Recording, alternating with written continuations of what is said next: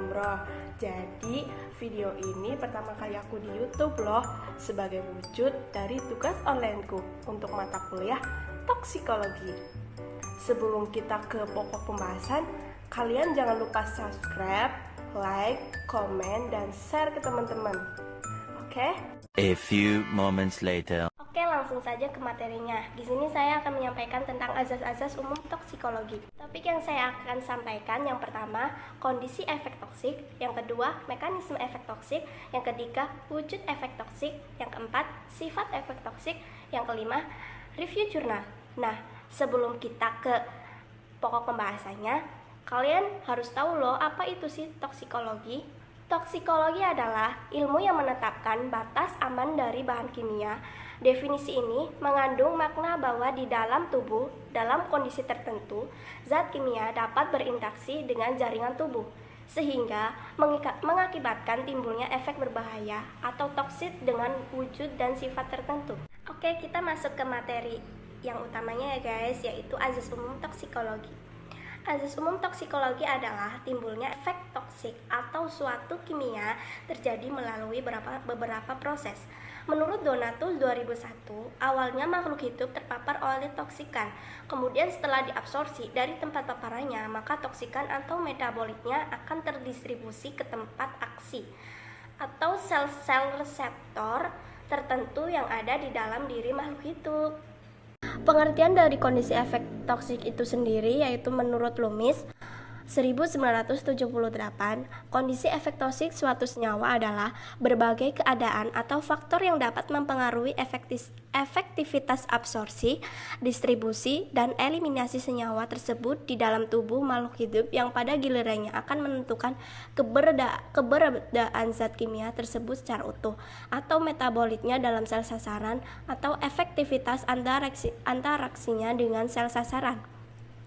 Yang kedua, menurut Priyanto 2009, jumlah zat kimia atau metabolitnya di sel sasaran akan mempengaruhi efek toksiknya. Yang ketiga, menurut Donatus 2001, kondisi pemejaan yang mempengaruhi efek toksik adalah jenis, jalur, lama, kekerapan, saat, dan takaran pemejaan. Jenis pemejanan dibedakan menjadi dua, yaitu akut dan kronis. Keduanya dibedakan berdasarkan lama dan kekerapan pemejanan sebagai batas kurun waktu pemejanan terhadap makhluk hidup. Nah, yang kedua, mekanisme efek toksik.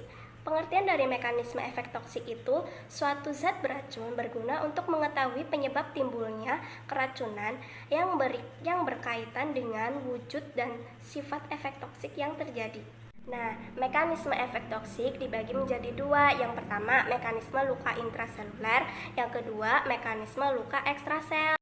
Pengertian dari mekanisme luka intraseluler itu, di dalam tubuh zat beracun mungkin berada dalam bentuk zat kimia induk atau dalam bentuk metabolit yang relatif. Misalnya, ion karbonium, epoksida, radikal bebas, sebelum berada di sel sasaran.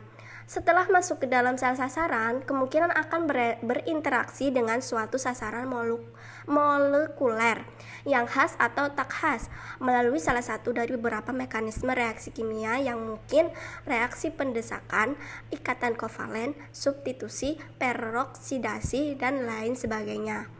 Pengertian dari mekanisme luka ekstrasel yaitu kelangsungan hidup sel bergantung pada aneka ragam faktor lingkungan ekstrasel yang pada dasarnya diperlukan untuk memenuhi kebutuhan metabolik basal dan pengaturan aktivitas sel.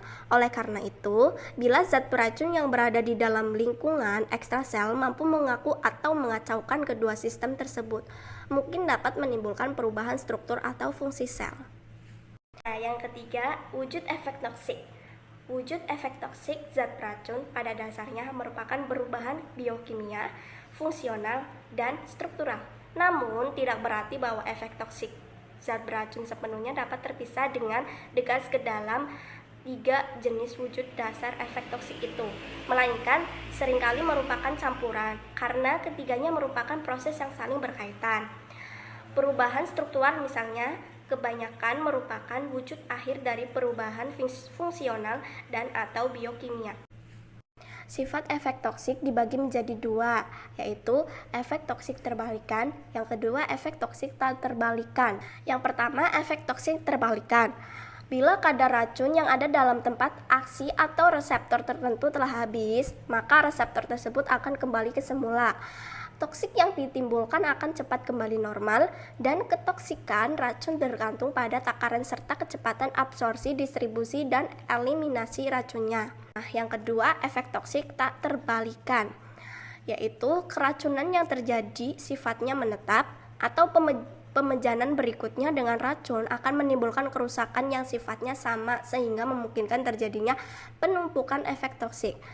Dan pemejanan dengan takarannya sangat kecil dalam jangka panjang akan menimbulkan efek toksik yang seefektif dengan yang ditimbulkan oleh pemejanan racun dengan toksikan besar dalam jangka panjang. Selanjutnya, review jurnal.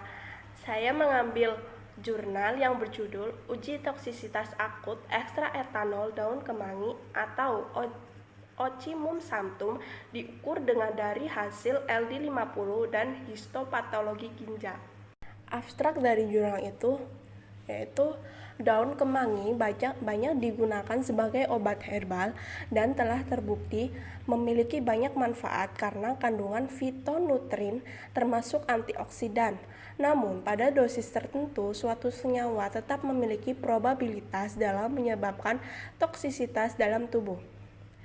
Penelitian ini bertujuan untuk mengetahui toksisitas akut ekstra etanol daun kemangi dilihat dari nilai kisaran LD50 dan gambaran histopatologi ginjal yang merupakan organ vital target toksisitas dalam tubuh. Uji toksisitas akut oral dilakukan dengan metode OECD 420 fixed dose prosedur dengan sekelompok mencit bab atau si betina 5 ekor diberikan dosis bertingkat menggunakan metode fixed doses. Dosis awal 2000 mg per kilogram BB dipilih dari uji pendahuluan sebagai dosis yang dapat menimbulkan gejala toksisitas ringan, tetapi tidak menimbulkan kematian. Terdapat dua kelompok pada penelitian, yakni perlakuan dengan dosis pada nilai LD50 dan kontrol.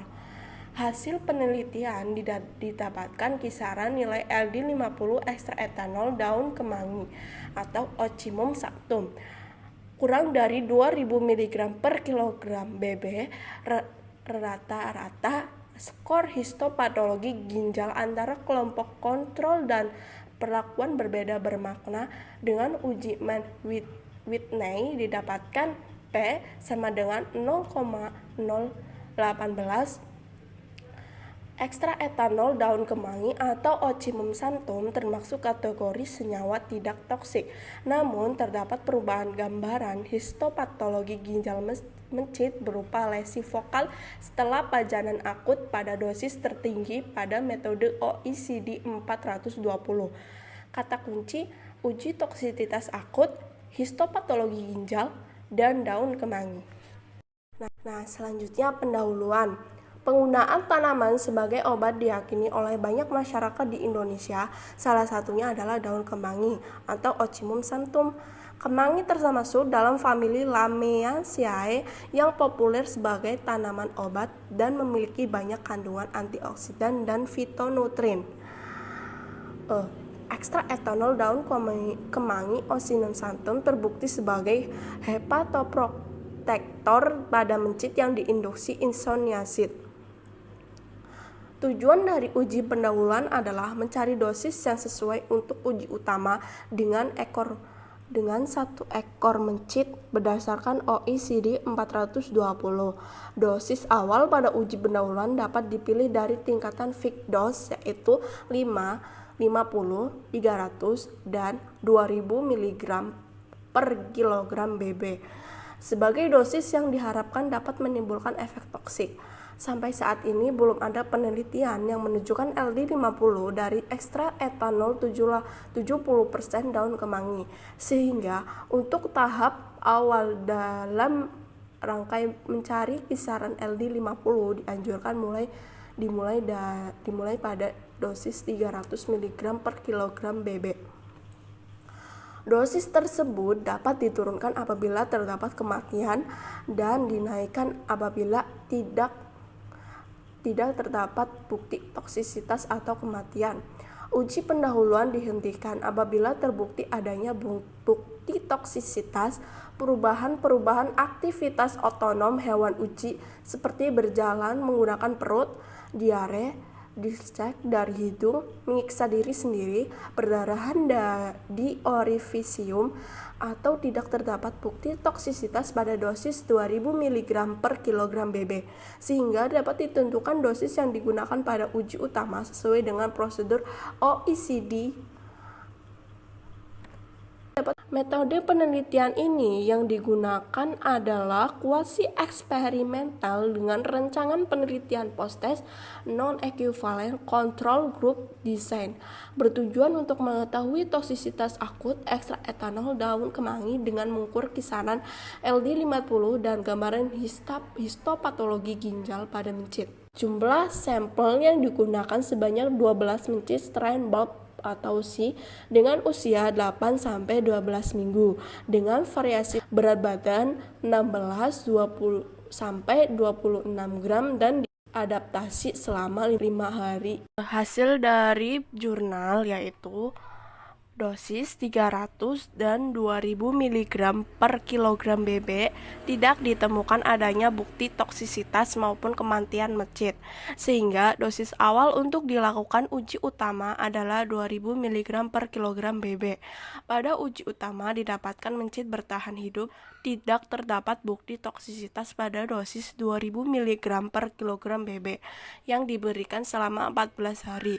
Selanjutnya, kesimpulan dari jurnal, ekstrak etanol daun kemangi atau Ocimum sanctum mempunyai kisaran LD50 kurang dari 2000 mg per kilogram BB, sehingga termasuk dalam kategori senyawa yang tidak toksik.